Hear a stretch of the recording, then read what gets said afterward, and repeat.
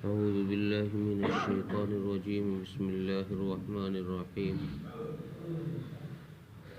ألم تر إلى الذين أوتوا نصيبا من الكتاب يؤمنون بالجبت والطاغوت ويقولون للذين كفروا هؤلاء أهدى من الذين آمنوا سبيلا.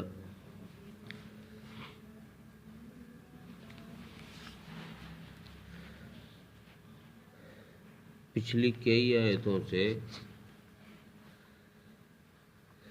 اہل کتاب کی قباحتوں کا ذکر چل رہا تھا، ان کی برائیوں کا، کہ انہوں نے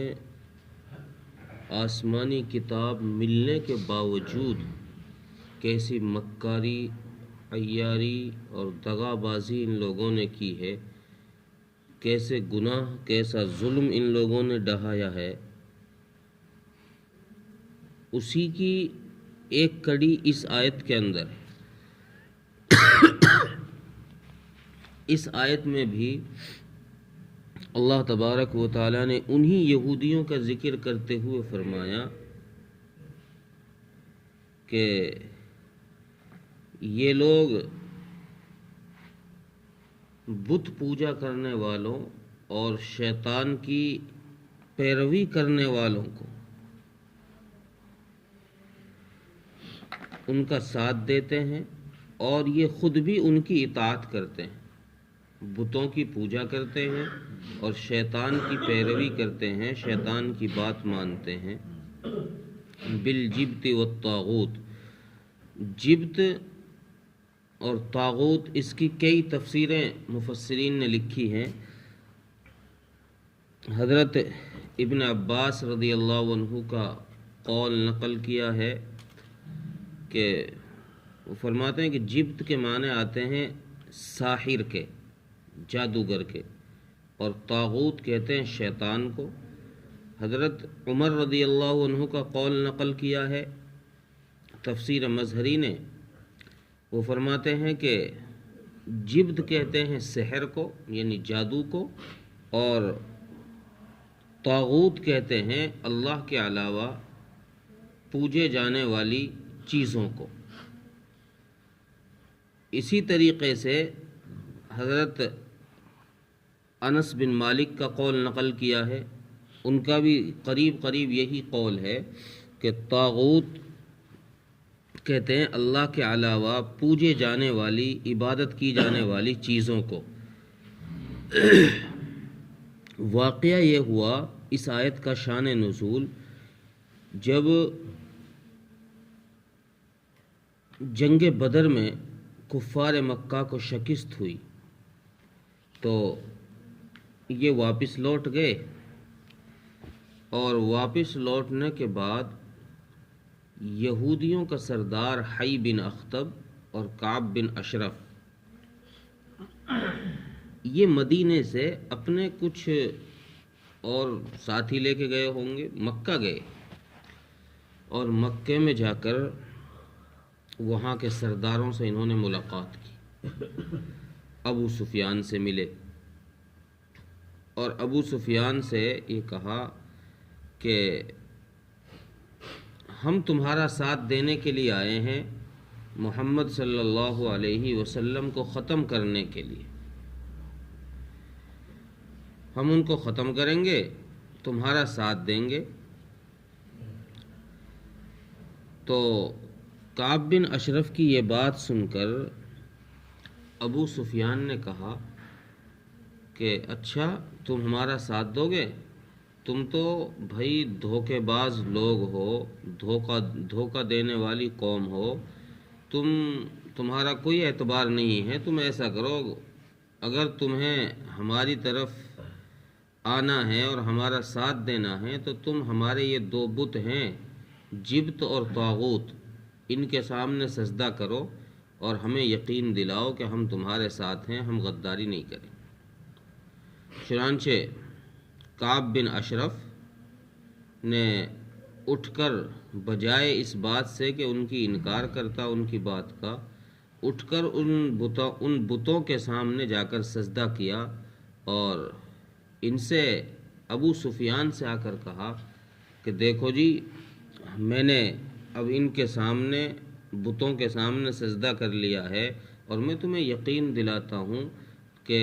ہم تمہارے ساتھ ہیں. تم ایسا کرو، 30 آدمی ہمارے لو اور 30 آدمی تم اپنے دو. ان 60 کو لے کر کے محمد صلی اللہ علیہ وسلم پر نعوذ باللہ چڑھائی کی جائے، ان کو ختم کیا جائے. اسی دوران میں کعب بن اشرف نے، ابو سفیان نے کعب بن اشرف سے پوچھا، اچھا بھائی یہ بتاؤ، تم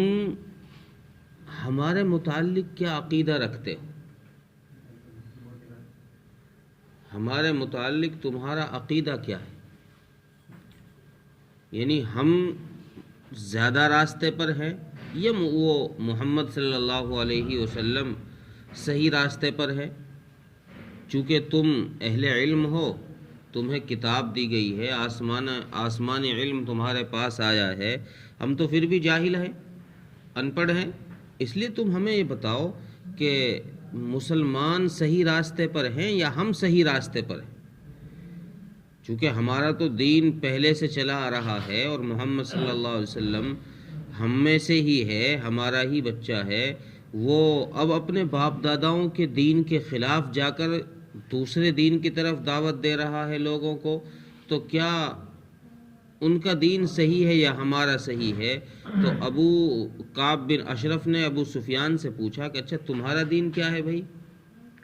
تم اپنے دین کے بارے میں بتاؤ. تو کعب بن اشرف نے کہا، تو ابو سفیان نے کہا کہ ہمارا دین یہ ہے کہ ہم حج میں لوگوں کی خدمت کرتے ہیں، ان کو اپنی فربہ اونٹنیاں ذبح کر کر کے ان کو کھلاتے ہیں جو حج میں لوگ آتے ہیں. ہم ان کو پانی پلاتے ہیں، ان کی خدمت کرتے ہیں، اور اسی طریقے سے ہم ہر قسم کی حج پر اور عمرے پر آنے والے لوگوں کی ہر طرح کی نصرت کرتے ہیں، چاہے کچھ بھی ہو. ابو سفیان کی یہ بات سن کر کعب بن اشرف نے کہا کہ بھائی اس سے تو پتہ یہ چلتا ہے کہ ان لوگوں کا دین، یعنی مشرکوں کا دین، ان لوگوں کے مقابلے میں، مسلمانوں کے مقابلے میں زیادہ صحیح راستے پر ہے. یعنی تم لوگ مشرکو، تم لوگ صحیح راستے پر ہو بمقابلے مسلمانوں کے، وہ تو گمراہ ہیں، وہ تو راستے سے بھٹکے ہوئے ہیں. یہ بات جب اس نے کہی تو اللہ تبارک و تعالیٰ نے یہ آیت کریمہ نازل فرمائی کہ بھلا ان لوگوں کو دیکھو جن کو کتاب دی گئی ہے، یہ شیطان کے پجاری بن گئے، بتوں کے پجاری بن گئے، ان کی بات ماننے لگ گئے، اور یہ مشرکوں کو کہہ رہے ہیں کہ بھئی تم صحیح راستے پر ہو مسلمانوں کے مقابلے میں. حالانکہ یہ کعب بن اشرف کوئی چھوٹا آدمی نہیں ہے، تورات کا عالم ہے، حضرت موسیٰ علیہ السلام پر جو کتاب نازل کی گئی ہے، اتنی بڑی کتاب اس کا جاننے والا ہے، سنجیدہ آدمی ہے. اور تفسیر مظہری نے تو لکھا ہے کہ یہ شخص موحد تھا، یعنی اللہ کو ایک مانتا تھا، اس کا عقیدہ ٹھیک تھا، لیکن اس نے محمد صلی اللہ علیہ وسلم کے حسد کی وجہ سے اپنے آپ کو اتنا گرا دیا کہ اس نے کفار مکہ کے کہنے پر بتوں کے سامنے سجدہ کر لی. اس سے پتہ یہ چلا کہ انسان بعض دفعہ اپنی نفسانی خواہشات کی اتباع کی وجہ سے، نفسانی خواہشات پر چلنے کی وجہ سے انسان راہ راست سے دور چلا جاتا ہے، ہدایت سے دور ہٹ جاتا ہے، ہدایت والا راستہ اس سے چھوٹ جاتا ہے. جیسے قرآن کریم نے یہ واقعہ کعب بن اشرف کا یہاں ذکر فرمایا، اور ایک جگہ قرآن کریم نے بلعم بن باعور کا واقعہ ذکر فرمایا ہے، حضرت موسیٰ علیہ السلام کے زمانے کا، کہ بلعم بن باعور بھی ایک بہت بڑا ولی اللہ تھا، سنجیدہ قسم کا درویش صفت آدمی تھا، عالم تھا، لیکن حضرت موسیٰ علیہ السلام کے خلاف چلا اور نفسانی خواہشات پر چل کر اس نے اپنے آپ کو راہ راست سے اتنا دور کر لیا کہ وہ راستے سے بھٹک گئے. تو نفسانی خواہشات انسان کو ہمیشہ گمراہی کی طرف لے کر جاتی ہیں، سیدھے راستے کی طرف نہیں لے کر جاتی، اور ان گمراہیوں سے بچنے کے لیے آدمی کو اپنی خواہشات کو کچل کر کے رسول اکرم صلی اللہ علیہ وسلم کے طریقے کی اتباع کرنی پڑتی، تب جا کر سیدھے راستے پر آتا ہے۔ اب آدمی یہ نہیں ہو سکتا کہ دونوں ہاتھوں میں لڈو لے لے کہ بھئی نبی کے طریقے پر بھی چلتا رہے اور اس کی خواہشات بھی پوری ہوتی رہے۔ ایک چیز تو ہاتھ سے چھوٹے گی انسان کے، یا تو آپ ہاتھ میں مضبوطی سے سنتوں کو پکڑ لو، رسول اکرم صلی اللہ علیہ وسلم جو دین لے کر آئے ہیں اس دین کی اطاعت کرو، اس دین کی اتباع کرو تو بچ جاؤ گے، اور اگر آپ نے ان سنتوں کو چھوڑ دیا، ہاتھ سے نکال دیا اور آپ نفسانی خواہشات کے پیچھے بھاگنے لگے، ان کی اتباع کرنے لگے، تو پھر دین ہاتھ سے گیا، نفسانی خواہشات ہاتھ میں آئی، تو اب تمہاری دنیا بھی تباہ، آخرت تو ہے ہی تباہ نفسانی خواہشات کی وجہ سے۔ اور انسان کی نفسانی خواہشات کبھی بھی پوری نہیں ہوتی۔ خواہشات کا پورا کرنے کا دور دنیا میں نہیں ہے۔ اللہ تبارک و تعالیٰ نے مرنے کے بعد جنت میں خواہشات کے پورا کرنے کا وعدہ فرمایا، وَلَكُمْ فِيهَا مَا تَشْتَهِي أَنفُسُكُمْ وَلَكُمْ فِيهَا مَا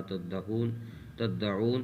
کہ تم جو چاہو گے، جو تمہارے دل میں خواہش پیدا ہوگی وہی چیز وہاں حاضر ہو جائے گی، جس چیز کا بھی جی چاہے گا۔ لیکن دنیا میں ایسا نہیں ہوگا کہ جس چیز کا تمہارا جی چاہے وہی دنیا میں بھی تمہیں نصیب ہو جائے۔ اس لیے اس آیت کے اندر یہود کی اس قباحت کو بیان کیا گیا کہ انہوں نے نفسانی خواہشات پر اتنا اپنے آپ کو ڈالا کہ یہ لوگ بجائے ہدایت پر آنے کے، کتاب کے علم کے باوجود اتنے گمراہ ہوئے کہ یہ شیطان اور بتوں کی عبادت میں لگ گئے۔ تو اس سے ایک بات یہ بھی پتہ چلی کہ خالی علم بھی انسان کو ہدایت پر نہیں رکھ سکتا۔ اگر انسان کے پاس علم ہے، بڑا عالم ہے، لیکن طریقہ صحیح نہیں ہے، سنتیں زندگی میں نہیں ہیں، تو اس علم سے بھی، اس علم پر اگر عمل نہیں ہے تو اس علم سے ہدایت پر نہیں آ سکتا آدمی، اس علم کے باوجود بھی گمراہ ہو جائے گا، جیسے کعب بن اشرف یہاں گمراہ ہو گیا بڑا عالم ہونے کے باوجود۔ ترجمہ دیکھیں، الم تر الی الذین اوتوا نصیبا من الکتاب، کیا بھلا تو نے ان لوگوں کو نہیں دیکھا جن کو کتاب کا ایک حصہ دیا گیا، یؤمنون بالجبت والطاغوت کہ وہ ایمان لائے بتوں پر، یعنی انہوں نے بتوں کی پوجا کی اور شیطان کی بات کو مانا، وَيَقُولُونَ لِلَّذِينَ كَفَرُوا اور وہ لوگ جنہوں نے کفر کیا، هَؤُلَاءِ أَهْدَىٰ مِنَ الَّذِينَ آمَنُوا سَبِيلًا ان لوگوں کے بارے میں کہتے ہیں جو ایمان لے کر آئے کہ یہ کافر لوگ تو ان مسلمانوں سے زیادہ راستے پر ہیں، سیدھے راستے پر ہیں۔ اللہ تعالیٰ عمل کی توفیق۔